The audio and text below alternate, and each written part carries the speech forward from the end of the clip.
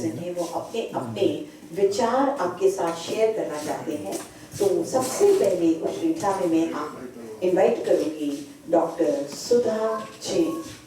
Doctor Sudha Jain please आइए और अपना वक्तव्य प्रस्तुत करें।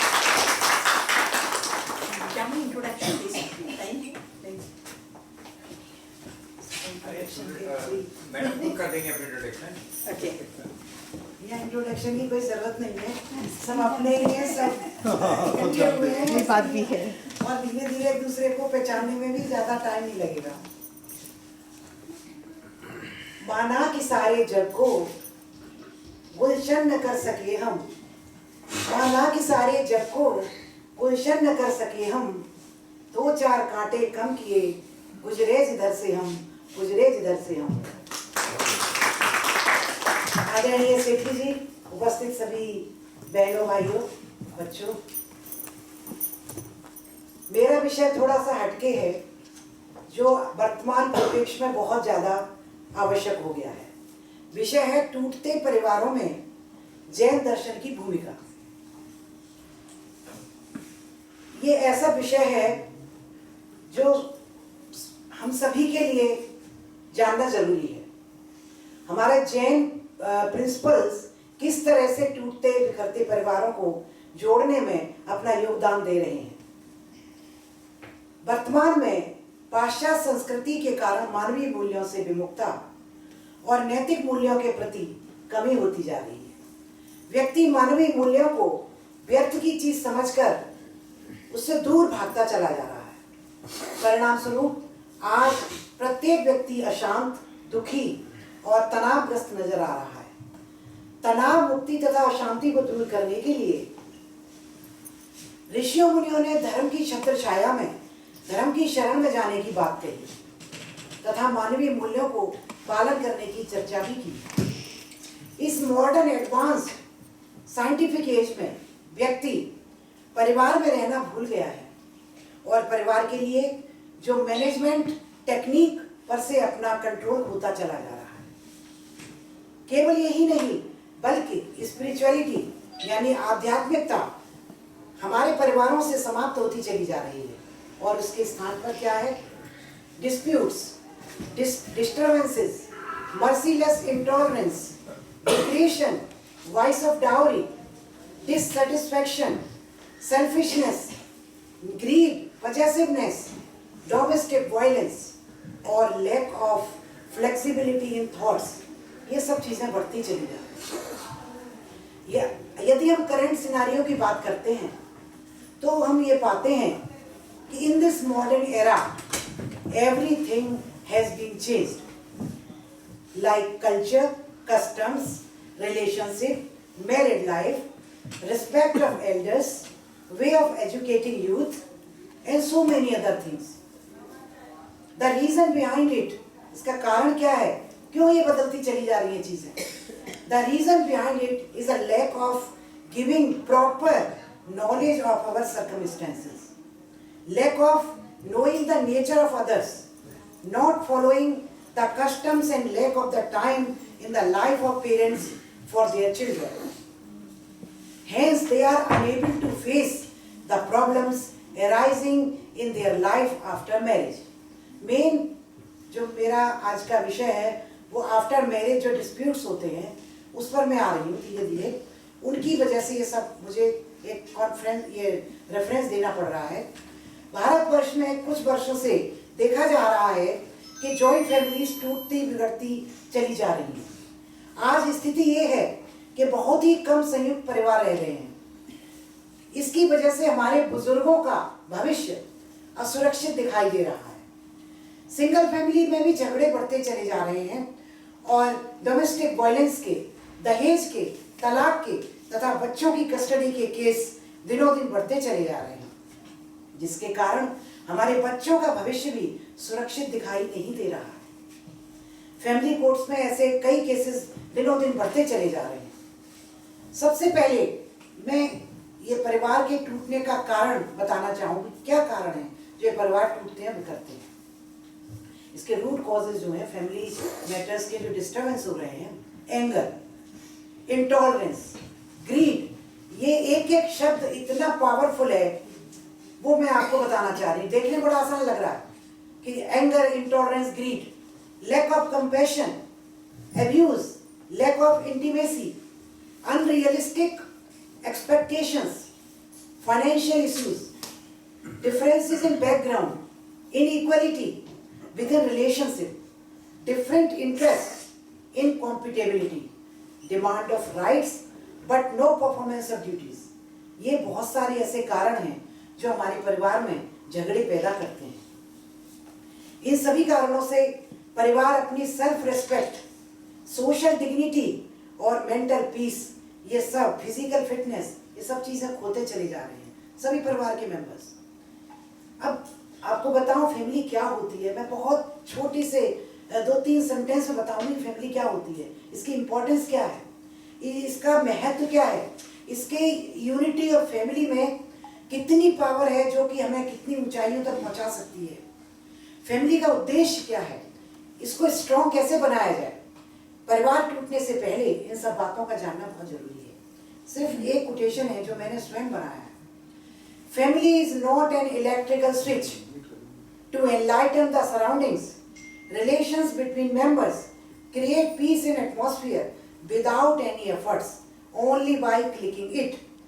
फैमिली, परिवार ऐसी चीज नहीं है कि बिजली का स्विच हो कि आपने उसे बटन दबा दिया और पूरे परिवार को जगमगा दिया, आपसी रिश्ते अच्छे हो गए और आपके जो शांति हो गई परिवार में, और बिना किसी एफर्ट्स के आपने क्लिक किया और पूरा परिवार सुखी हो गया। ऐसा नहीं है। फैमिली क्या है? It is a continue process of love, friendship and tolerance.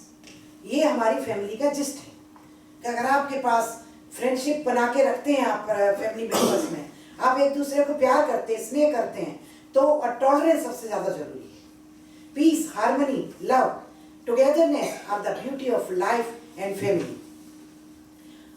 मैं चलती हूँ, टूटते परिवार यदि हमें बचाने हैं तो हमें जैन सिद्धांतों का स्मरण करना होगा, जो हमें धर्म का सही आचरण ही नहीं बल्कि हमें जीवन जीने की कला सिखाते हैं। हमारे जैन सिद्धांत इतने पावरफुल हैं कि अगर उन सिद्धांतों को हम फॉलो करते हैं तो हमें अपना जीवन जीना आ जाएगा। छोटे से बच्चे में अगर हम उसको सिखाते हैं तो वो अपना जीवन काफी अच्छे से गुजार सकता है। इन सिद्धांतों को केवल जैन व्यक्ति ही नहीं बल्कि कोई भी व्यक्ति अपने जीवन में आचरण कर सकता है और अपने परिवार को, स्वयं अपने जीवन को, समाज को, राष्ट्र को और विश्व को बुराइयों से बचाकर एक धरोहर के रूप में प्रस्तुत कर सकता है। आइए जानते हैं कि जैन सिद्धांत किस प्रकार उपयोगी हैं हमारे परिवार को टूटने में, उसे बचाने में। सर्वप्रथम मैं बात करूंगी ट्रिपल ए की। First A for apple. First A stands for ahimsa, non violence, live and let live. परिवार में क्या होता है? जियो और जीने दो।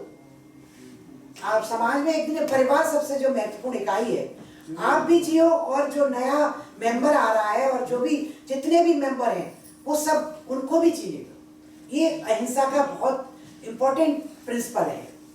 It is a spiritual experience of living every moment with love, grace and gratitude to maintain high level of understanding we shall follow the path of ahimsa. एक दूसरे को जानें, एक दूसरे को समझें कि उनके विचार कैसे हैं। Non violence is a compassion and forgiveness in thoughts, words and deeds.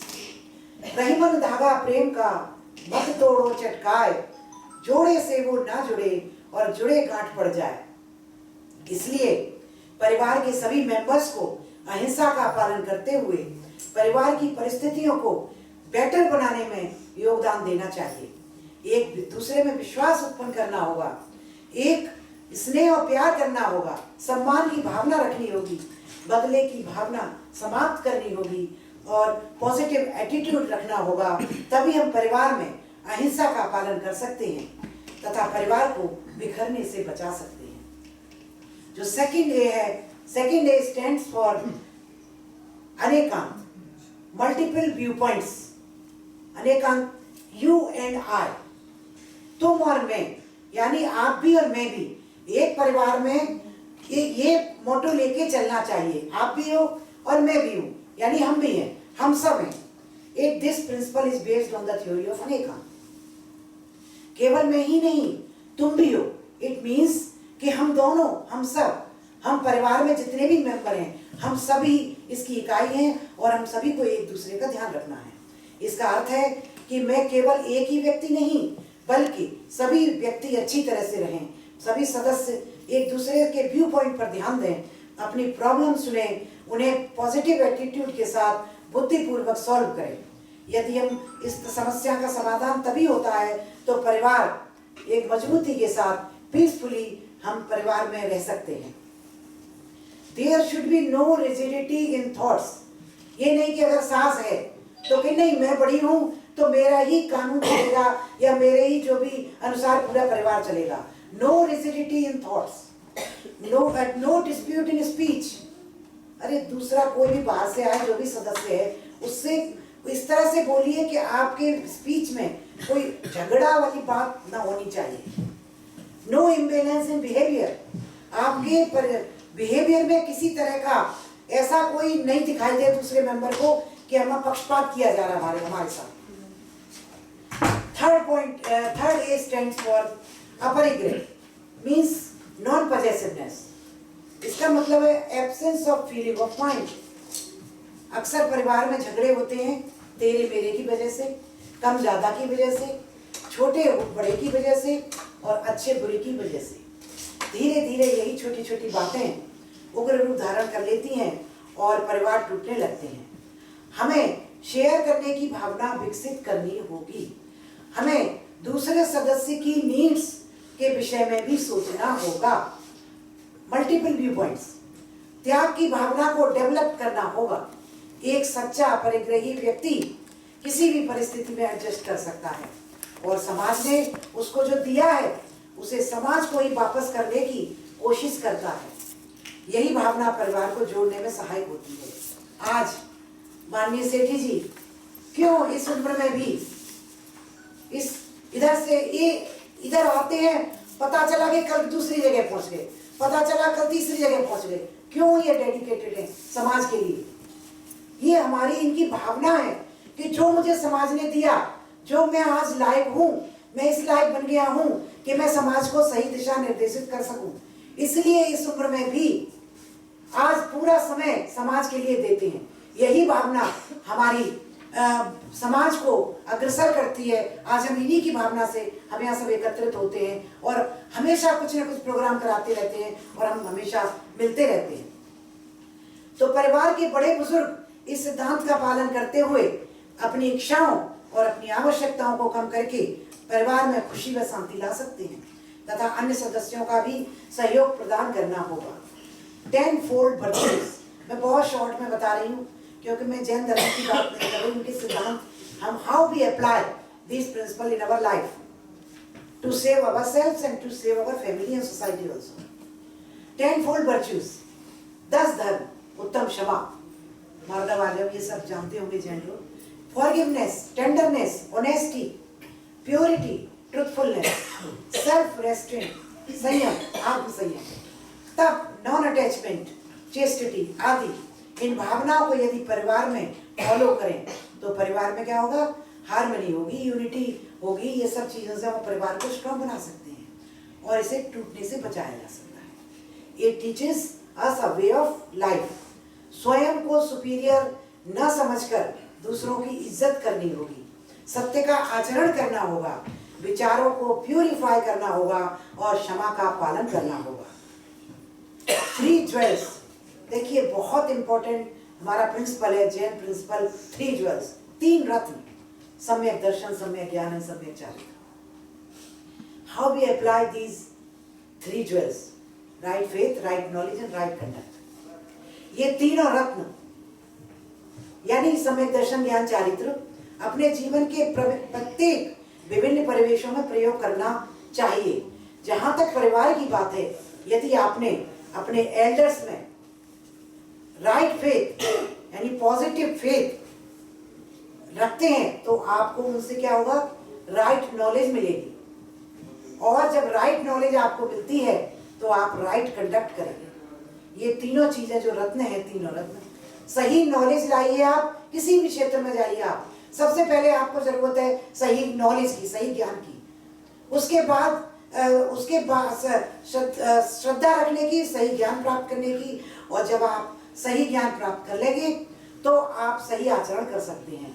एक कोई भी स्टूडेंट ले लीजिए, मान लीजिए, तो सबसे पहले वो एक अच्छे राइटर में विश्वास रखता है कि मुझे ये पर्टिकुलर राइटर ही पढ़ना है, तभी मेरे अच्छे मार्क्स आएंगे।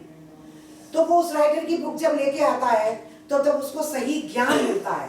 अगर वो पढ़ता है उस बुक को तो उसको सही ज्ञान मिलता है। और जब एग्जाम में देता है तो जब उसके अच्छे नंबर आते हैं, जब वो राइट कंडक्ट करता है, यानी वो जो सही ज्ञान उसने उस बुक से लिया था, तो वो जब वो लिखता है आंसर में तो उसको वो टॉप करता है, बहुत अच्छे मार्क्स मिलते हैं। यही हमारा आशय है और यही हमारा धर्म की बात अलग होती है, वो अलग चीज है। ये हमारे जीवन का बहुत ही एक अच्छा सिद्धांत है कि हम इसको पालन करें।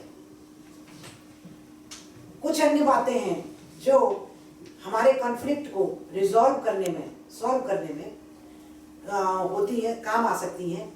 जैन धर्म में तो है ही, इसके साथ साथ विलियम शेक्सपियर का आप सभी ने नाम सुना होगा। उन्होंने कहा there is nothing is good और बैड। कोई चीज अच्छी बुरी नहीं है इस दुनिया में, but thinking makes it so. आपके विचार हैं, आपकी थिंकिंग है जो इसको ऐसा करने पर मजबूर करती है।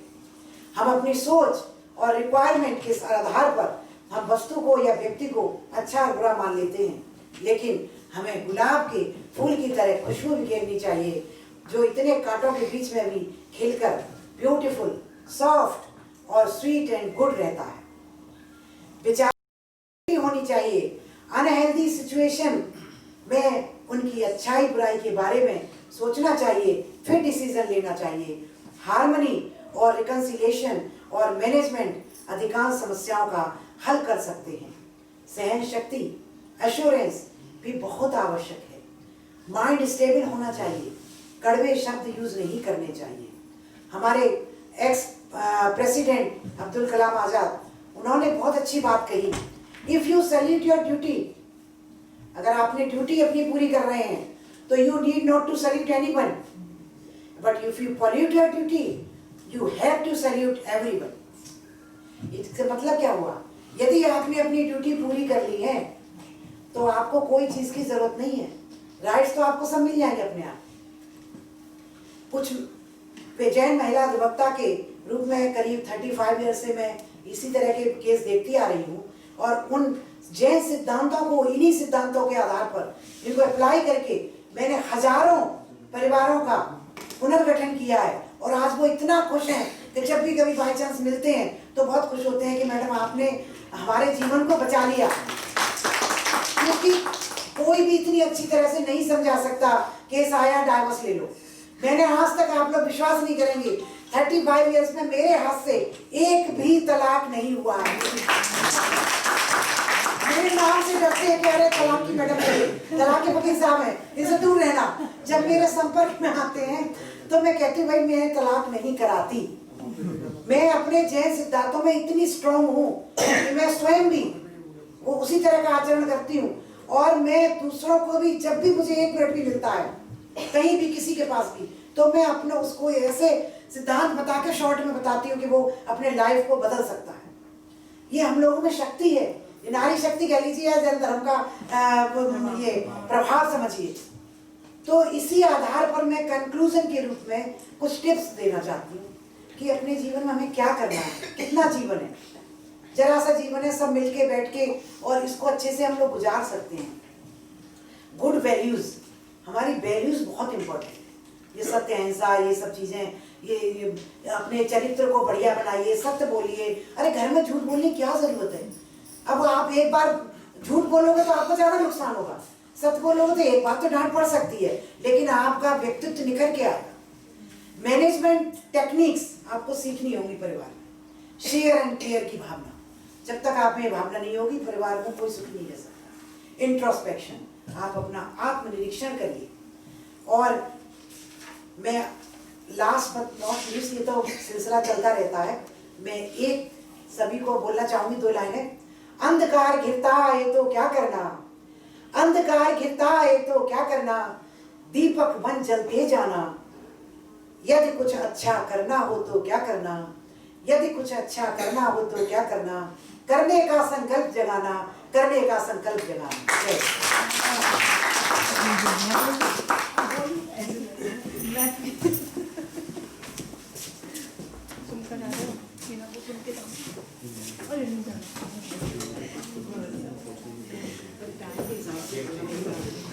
सुधा जी बहुत अच्छा आपने वक्तव्य दिया और मेरे को तो यही समझ आया कि डिफरेंसेस फैमिली में क्यों।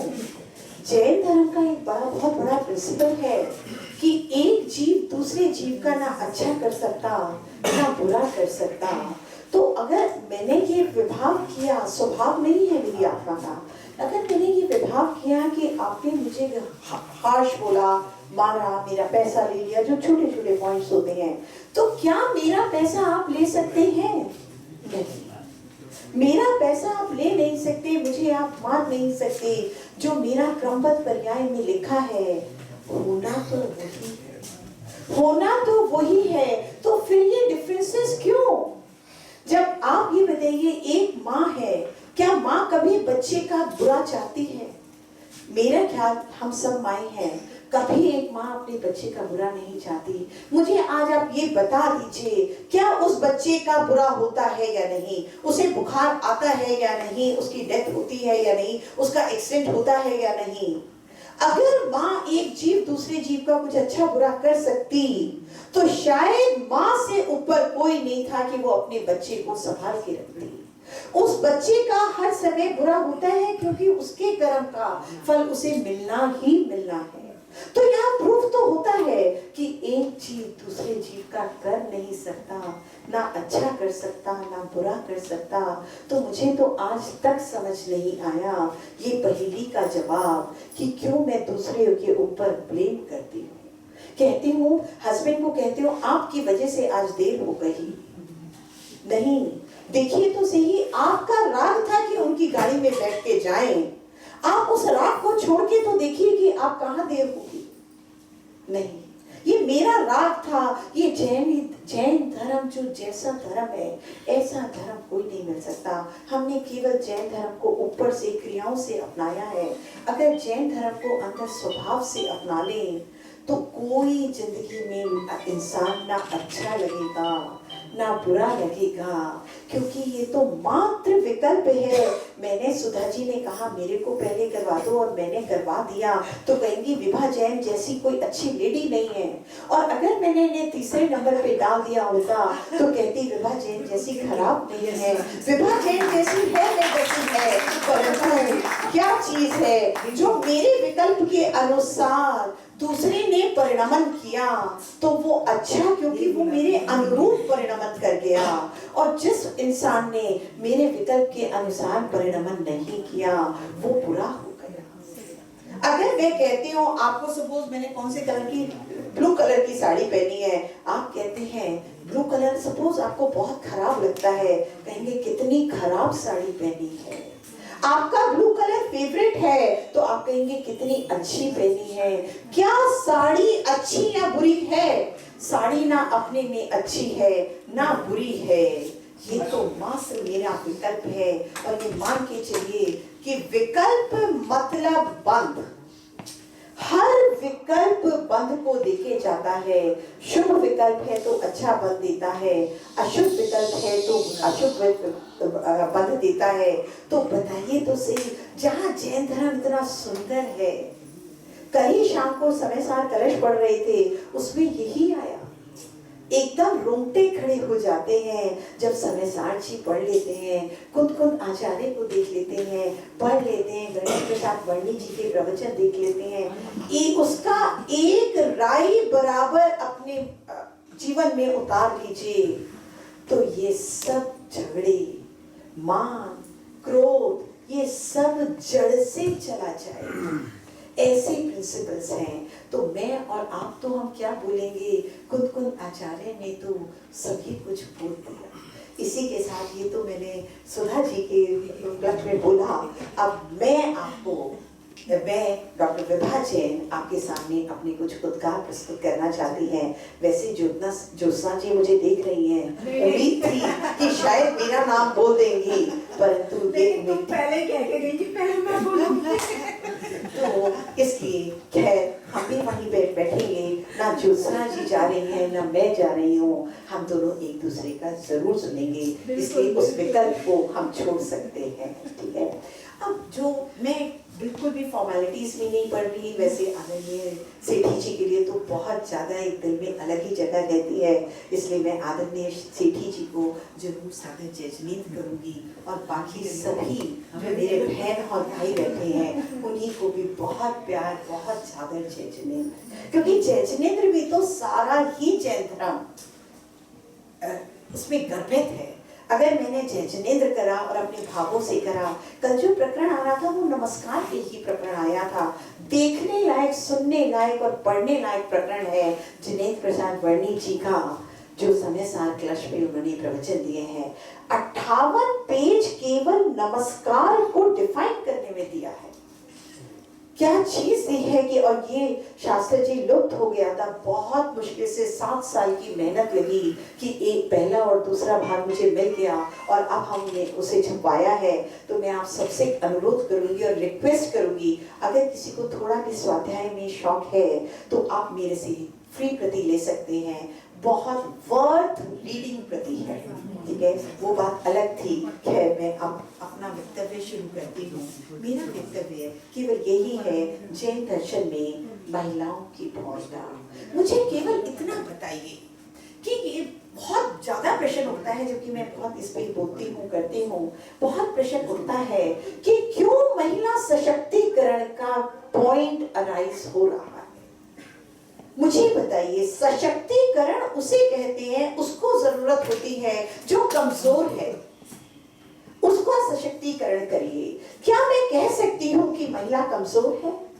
क्या मैं कह सकती हूँ जैन धर्म के अनुसार चाहे महिला है चाहे पुरुष वर्ग है, कोई भी है, आत्मा तो वही है, आत्मा के गुण वही है, आत्मा की प्रोग्रेस वही है। आप भी उतना ही प्रयास कर सकते हैं मोक्ष मार्ग को देने के लिए जितना मैं कर सकती हूँ, उतना ही बच्चा कर सकता है, उतना ही बूढ़ा कर सकता है, उतना ही पुरुष कर सकता है, उतना ही महिलाएं कर सकती हैं। तो मुझे बताइए, डिफरेंस है तो कहाँ?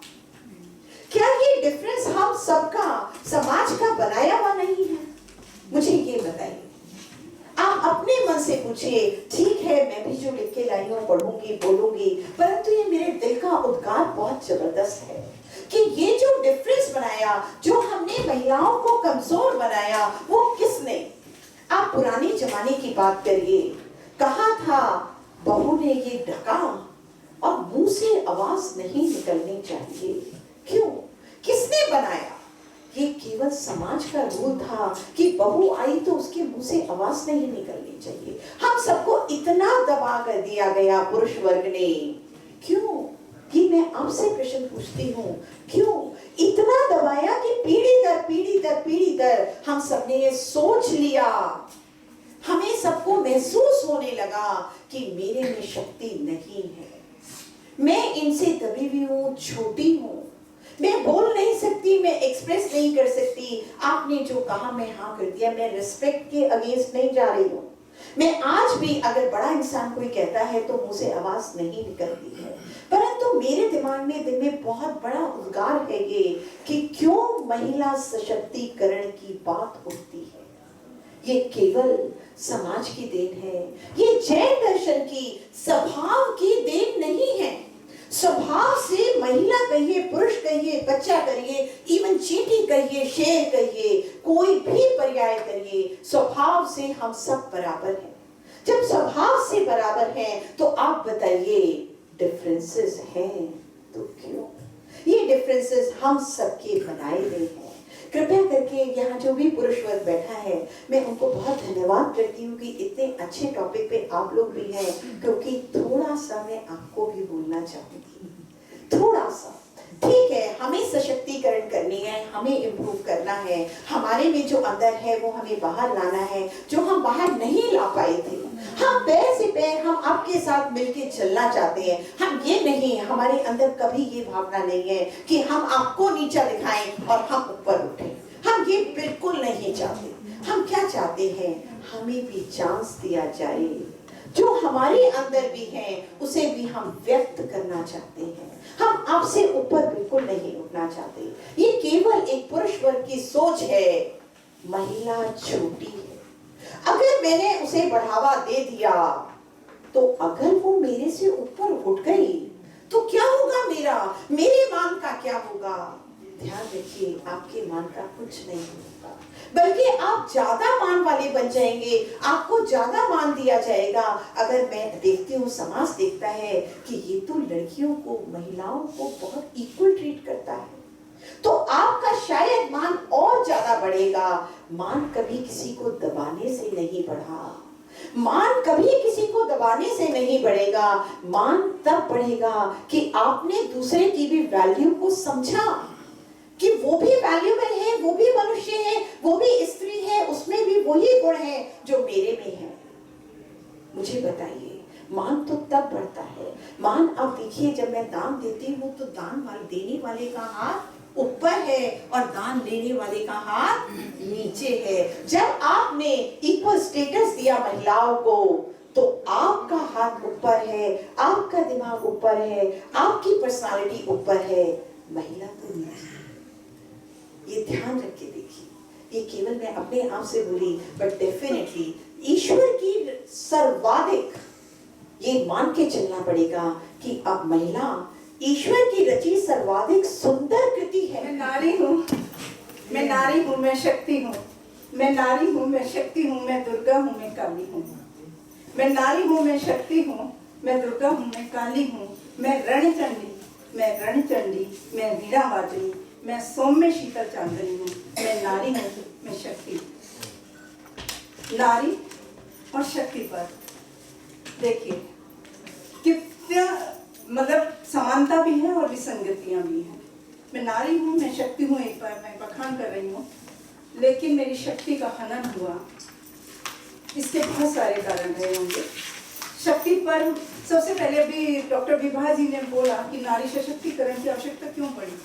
मेरे मन में भी बहुत देर से यही प्रश्न चल रहा है कि शक्ति पर्व मना रहे हैं, इन सब की आवश्यकता, क्योंकि जो खुद ही शक्ति है उसके पर्व को मनाने की आवश्यकता क्यों पड़ी? जानते हो, एक छोटी सी बात है जो मैं समझ पाई हूँ, शायद आप तक पहुंचाने की कोशिश करती हूँ, कि हमने खुद से खुद की पहचान खो दी। सबसे बड़ी विसंगति है हमारे जीवन की, नारी जीवन की, कि हमने खुद से खुद की पहचान खो दी। दबी कुचली, शोषित, पीड़ित, परिवार से दबी हुई, तो हमने उसको अपना भाग्य मान लिया। हमने मान लिया कि मेरी तो नियति है, मैं नहीं झुकूंगी तो नहीं होगा, मुझे झुकना ही है। लेकिन क्यों? क्या मैं गलत हूँ? मुझे हमेशा से दबाया गया, मुझे दबाया गया, लेकिन उस दबने में मैं भी कारण थी। मैं भी दबी, मैंने विरोध नहीं किया, मैंने उसे अपना भाग्य मान लिया।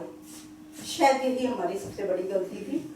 लेकिन आज जो व्यवस्था है, जो युग है, वर्तमान में परिस्थितियां बदलती। देखिए, एक वो युग था जब तुलसी जी ने कहा था शूद्र गंवार ढोल नारी ये सब चारों ताड़न के अधिकारी, शूद्र गंवार ढोल और नारी ये सब ताड़न के अधिकारी। लेकिन वही युग आते आते आधुनिक युग जब पंथ तक आया तो उन्होंने कह दिया, नारी तू केवल श्रद्धा है, विश्वास रजत नव तल में, तू स्रोत्र सी बहा करो जीवन के सुंदर समतल में। यानी मैं जैसी थी, मुझे जहाँ ताड़न के अधिकारी माना गया, वहां मैं ताड़ना बन गई लोगों के लिए, और मैंने बनने दिया अपने आप को।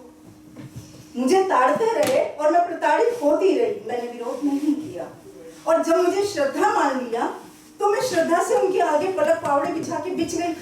क्यों? क्योंकि वो मेरी गलती थी। मैंने स्वीकार करा कि मुझे ऐसा ही रहना है।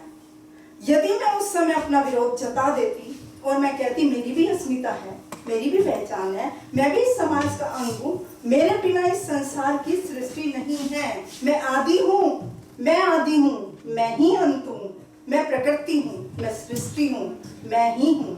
मुझसे ये संसार है, संसार से मैं नहीं हूं। यदि इस सूत्र को मैंने समझ लिया होता तो शायद किसी पुरुष की या किसी समाज की इतनी हिम्मत नहीं होती कि मुझे दबा दिया जाता।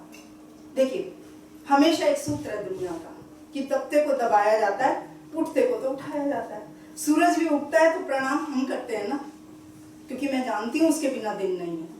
अगर मैं अपने महत्व को कम कर रही हूँ तो इसमें मेरी गलती है, मैं दोषी हूँ, मैं दोषी बन गई। आज मैंने अपने अंदर की शक्ति को समझ लिया है। मैं समाज से लड़ के भिड़ के, मेरे जैसी न जाने कितनी महिलाएं समाज में काम कर रही हैं। मुझे कहने में कोई शर्म नहीं आती कि शायद शुरू में मेरे साथ भी यही था और था, ये था। मेरे पति भी बैठे हैं, मुझे शर्म नहीं है, मेरे साथ भी था।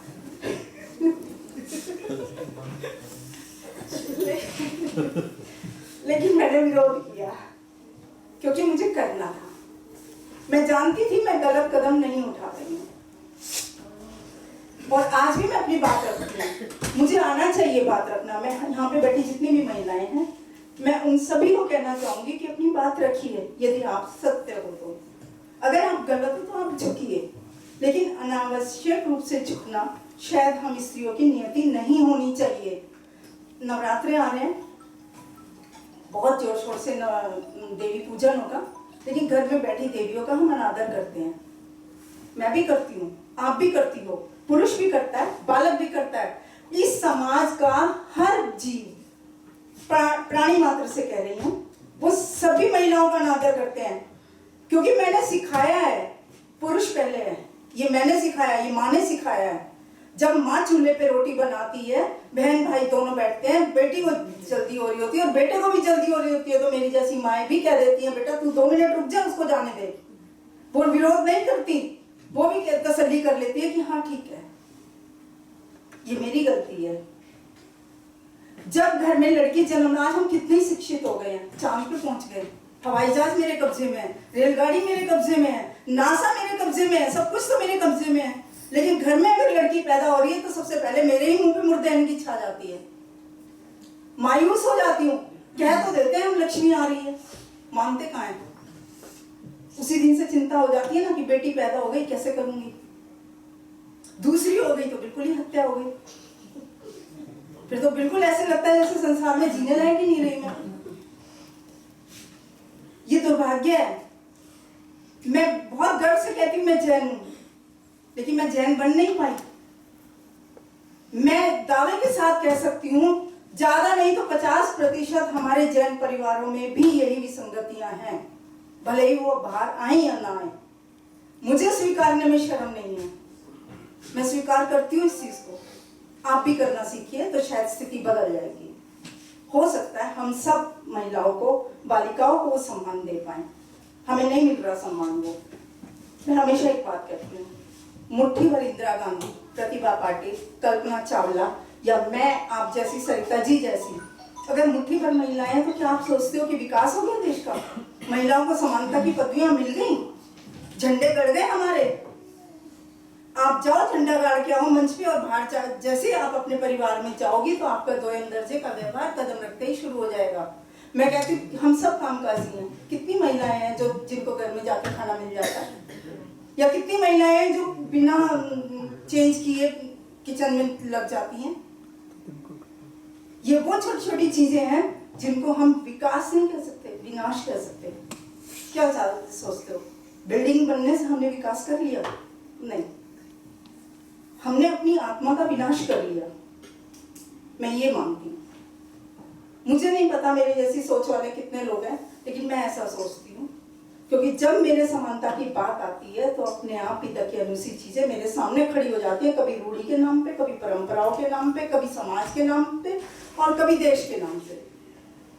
आप जानती हैं आज इतने सारे, हम दुनिया की 50% आबादी हैं, हम कम नहीं है, हम मर्दों के बराबर हैं और शक्ति में उनसे कई गुना, क्योंकि जो पुरुष नहीं कर सके वो हमने कर दिया। उसको जन्म देने वाले भी तो मैं हूँ, भगवानों को जन्म देने वाले भी तो हम हैं। फिर हमने अपने आप को कायक क्यों बना लिया? क्यों नहीं हमने उस पुरुष को वो संस्कार दिए जो समाज में जाकर एक उदाहरण प्रस्तुत करे? इतने बलात्कार हो रहे हैं आज देश में। मैं थोड़ा सा आपका ध्यान इन चीजों, क्योंकि कोई भी व्यक्ति समाज देश काल से अलग नहीं होता। मैं भले ही जैन हूँ, लेकिन मैं इस देश की भी तो हूँ ना। इस देश की जितनी भी चीजें हैं वो मुझ पर सब प्रभाव डालेंगी। मेरा वातावरण, मेरा समय, मेरा काल, सभी तो मेरे हैं, सब में मैं हूँ। तो उन सभी समस्याओं को मुझे अंगीकार करना ही होगा। मैं अछूती नहीं हूँ उन चीजों से। जिस समय किसी भी लड़की का बलात्कार होता है, बहुत चर्चे होते हैं, बहुत फेमस होती हैं चीजें, अच्छी भी और बुरी भी। कोई क्या कहता है, कोई क्या कहता है, लेकिन कभी आपने सोचा कि बलात्कार करने वाला एक पुरुष था? किसी का बेटा था, भाई था, पति था तो पुरुष ही, और उस पुरुष को पैदा करने वाली मैं हूँ। तो मैंने उसको वो संस्कार क्यों नहीं दिए?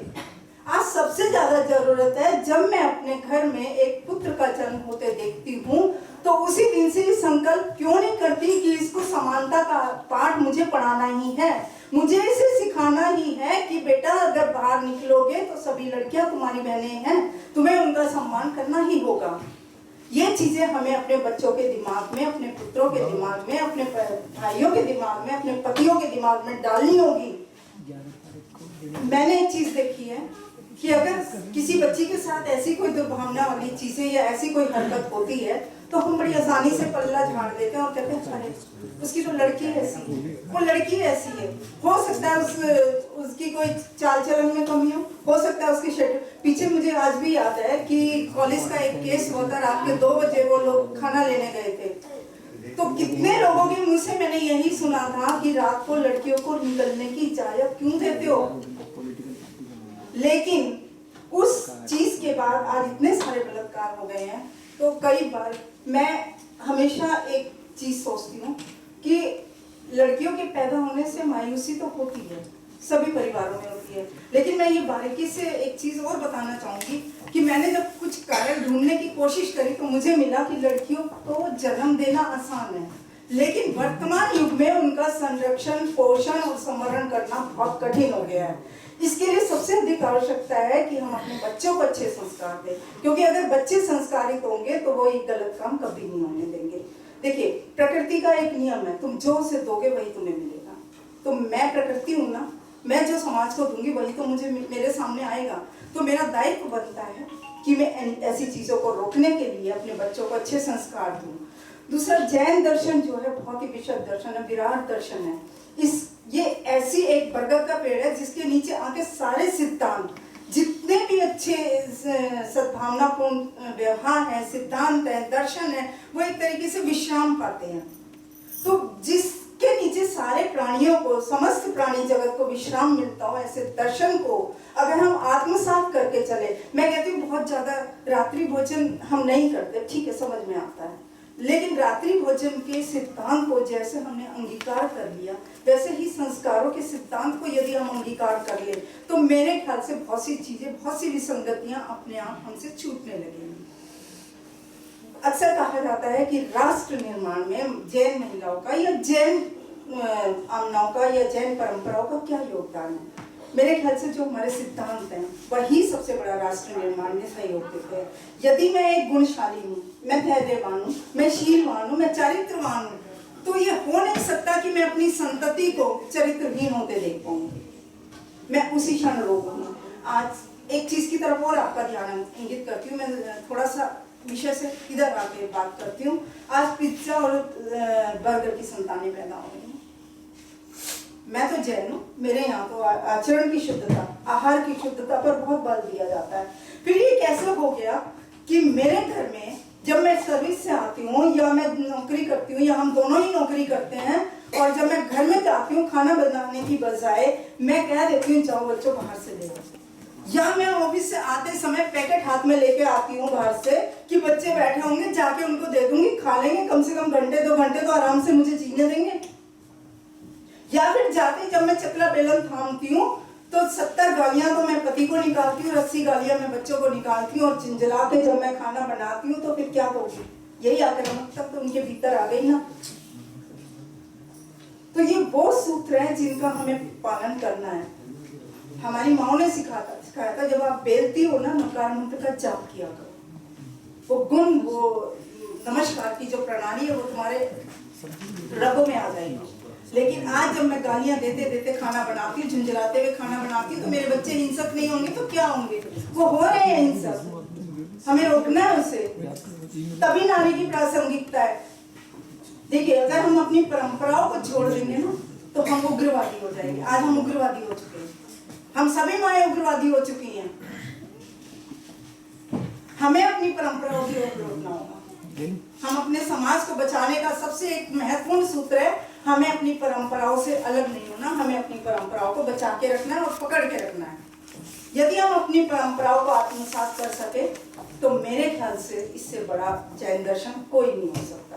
जैन दर्शन का जो गुण है, जो उनके गुण हैं, उनको हमें आत्मसात करके चलना है। और वर्तमान की विसंगतियों को यदि हम सामने रख ले और एक एक विसंगति पर यदि हम अपनी भूमिका को तय कर ले और उन पर काम करें तो मेरे ख्याल से हम लोग, जैन समाज तो समाज, लेकिन अदर समाज के लिए भी बहुत कारगर साबित होंगे। इन्हीं शब्दों, क्योंकि बहुत समय हो गया है, इन्हीं शब्दों के साथ 2 लाइनें बोलना चाहूंगी। नारी ने नर को जन्म दिया, नारी ने नर को जन्म दिया, नर ब्रह्मा विष्णु कहलाए, आधारशिला नारी जबकि फिर अबला क्यों वो कहलाए। इसलिए हम अबला नहीं है, सबला है। और सबल होने के साथ साथ इस शक्ति पर्व की आप सभी को बहुत बहुत हार्दिक शुभकामनाएं और धन्यवाद। सम्मान तो हो गया, क्या स्पीच नहीं हुई। बोलो देवालि देव आदिनाथ भगवान की जय। नमो हरिहरताम, नमो सिद्धाम, नमो आयर्याणम, नमो वज्राणम, नमो लोहे सिद्धाम। देखिए, विषय जो रखा, मैं बहुत देर से सोचता रहा कि विषय क्या रखा है। Contribution of women in Jainism, किसको? ये तो पता ही नहीं। कंट्रीब्यूशन ऑफ वीमेन किसको इन जैनिज्म? कितनी मतलब कितना क्वेश्चन रह गया। ये तो होना चाहिए था कि contribution of Jainism to women, ऐसा हो सकता था। वीमेन को समझना क्या जैन धर्म में महिलाओं को क्या स्थान दिया गया है, ये बात होती तो मजा आता बात का। लेकिन यह आया कि contribution of women in Jainism. आप समझे ना, ये मेरा क्या कहना है कि जैन धर्म के अंदर में महिलाओं को बहुत उच्च स्थान दिया गया है, बहुत ही उच्च स्थान दिया गया है। अनेक धर्मों का हमने, हमारे पेरिस्ट चंपता जैन, उन्होंने जब वो जैन लॉ का लिखा तो उस जैन लॉ के अंदर में उन्होंने जितनी बातें बताई जैन धर्म के बारे में, जो महिलाओं को अधिकार दिया गया है, चाहे वो पिता के मर जाने के बाद जो उसको अधिकार मिलता है, या पति के मर जाने के बाद अधिकार मिलता है, या और अधिकार मिलता है लीगल, वो अधिकार जितना जैन धर्म में महिलाओं को किसी धर्म में नहीं। समझे कितनी बड़ी बात है। उसने बताया। दूसरी बात है, हम यहाँ बताते हैं कि भाई नारी को दवा, नारी और पुरुष एक दूसरे के पूरक है यार, एक दूसरे के पूरक है। कंपटीशन की कोई बात ही नहीं है। एक यार परस्परो जीवो उपनाम, हम लोग एक जीव है, दूसरे के भलाई के लिए है। तो महिला पुरुष के लिए भलाई के लिए, पुरुष महिला की भलाई के लिए। यहाँ तो कोई प्रतियोगिता की बात नहीं है। यहाँ तो हमारा माने एक दूसरे का हम लोग क्या कहते हैं, पूरक है, एक दूसरे के पूरक है। समझे ना बात को। वर्तमान में परिप्रेक्ष्य में क्या अनेकांतवाद है। अनेकांतवाद में एक लड़की किसी की बेटी होती है, किसी की बहू होती है, किसी की माँ होती है, तो अनेकांतवाद है। समय के अंदर में हम लोग किसको महत्व देते थे, कभी किसको महत्व देते, कभी किसी अपेक्षा में तो महिला बहुत आगे है, किसी अपेक्षा में पुरुष आगे है, लेकिन एक दूसरे के पूरक है। एक बात मानना चाहिए। और महिलाओं को जितना आदर्श जैन धर्म में दिया, उसकी कोई एक अलग सेमिनार करिए कि महिलाओं का जो धर्म की पूरी बातों को बताते हुए, अपनी जनरल तो आपने सबने बात कह दी, आपने भी कह दिया, आपने कह दी, तो जनरल बात तो सभी ने कह दी, सही बात है। लेकिन हम उसके जो क्या बोलते हैं रिचुअल्स के जो है ना, जो उसके जो एब्स्ट्रैक्ट ला करके, कंटेक्ट ला करके वो हम बताएं शास्त्रों के जो बात है कि इतनी बड़ी बात महिलाओं को दी है जैन धर्म में, तो ये बहुत बड़ी बात है। ये जो सेमिनार हुआ है, इसके लिए हमारे अरुण जी खन्ना जी ने काफी मेहनत की है, हमारे कार्तिक जी ने, सबने, बलराम सबने मेहनत की, हमारे में विकास कहाँ है उससे भी काफी मेहनत की है। तो सब लोगों ने मेहनत की है, इन लोगों को धन्यवाद के लोगों को पात्र है। और हमारा गौरव आ गया यहाँ पर, इसलिए हमको गौरव है, गौरव आने से गौरव है। इसने महिला को बहुत इज्जत दी। बहुत दिन से कहता मैं शादी नहीं करूँगा, शादी नहीं करूँगा, शादी नहीं करूँगा। तो मैंने कहा तुम शादी करो, तो शादी कर ली। तो महिला की इज्जत दे दी ना, इससे बहुत बड़ी बात है, इतनी बड़ी बात है। तो आपकी बात का मतलब है कि जो भी हो, बहुत अच्छा प्रोग्राम रहा। आप सबको बहुत बहुत धन्यवाद और विभा जी को तो बहुत धन्यवाद विभा जी से। और आप सबसे निवेदन है कि अभी हम लोग जो 13 और 14 तारीख को 2 दिन जो हमारे यहाँ पर है ना ये पटियाला में एक पंजाब यूनिवर्सिटी है। मैं पंजाब यूनिवर्सिटी इसलिए चुना कि पंजाब के पास ही आपके ये जो मोहनजोदड़ो हड़प्पा और जो हमारी अफगानिस्तान बलूचिस्तान ये जो सभ्यता उससे जुड़ाव है, तो वो जैन धर्म की वो जो सभ्यता का जुड़ाव है वो पंजाब यूनिवर्सिटी का श्रृंगार होने से एक्सपोज होगा। इसलिए हम लोगों ने महासभा की तरफ से और तो यूनिवर्सिटी को हमने 2 लाख रुपए भेजे हैं, कंट्रीब्यूशन किए हैं, तब ये सेमिनार जॉइंट में हो रहा है हमारा। तो 12 तारीख को कोई भी जाना चाहे हमारे साथ में, हम 6 बजे आएंगे कार से और 12 तारीख को वहाँ पर रात में करीब 10 बजे पहुँचाएंगे। वहाँ 240 से 30 किलोमीटर का जर्नी है और दूसरे दिन वहाँ सेमिनार अटेंड करेंगे और तीसरे दिन शाम को वापस यहाँ आ जाएंगे। ये प्रोग्राम है, जिनको भी जानना चाहते बता दीजिएगा। मार्च में है ना? अभी आज तो हो गया इसी मार्च में है। तो बाद में दूसरी बात एक और आपको बताना चाहता हूँ आज के अवसर पर कि जो भगवान महावीर केंद्र में एक इंस्टीट्यूट था वो स्थापित हो गया था उस समय 1975 में, रजिस्टर्ड भी हो गया था, लेकिन उसकी कार्रवाई प्राय ठप थी 20-30 विधों में। तो वो इंस्टीट्यूट को हम लोग वापस चालू कर रहे हैं और इंदु जी ने हमको अध्यक्ष बना दिया उस संस्था का और इस तारीख को मीटिंग कर रहे हैं। उसके अंदर में हमने ये आपके लाडू यूनिवर्सिटी को, जेट इंस्टीट्यूट को, आपके अहमदाबाद के इंस्टीट्यूट को, TMU को, सबको हमने लिया साथ में और सबको साथ लेकर एक मीटिंग 21 मार्च को हम लोग कर रहे हैं। उस मीटिंग में हम आगे की भूमिका डिसाइड करेंगे, लेकिन हमारा मूल काम ये होगा कि एक हमारे खन्ना जी वहाँ पर शुरू में डिप्लोमा कोर्स शुरू कर रहे हैं जेनोलॉजी के ऊपर में, जैन धर्म के ऊपर में एक शुरू कर रहे हैं जल्दी, तो वो करेंगे। इसके अलावा समय समय पर लेक्चर और वहाँ पर लाइब्रेरी जो भी है उसको हम लोग बड़ी करने जा रहे हैं, लाइब्रेरी बड़ी करेंगे और जगह भी काफ़ी अच्छी है। आप लोग जब भी टाइम हो तो आप लोग वहाँ देखने आइएगा और अपना सुझाव भी दीजिएगा कैसे उसको आगे बढ़ाया जाए। धन्यवाद।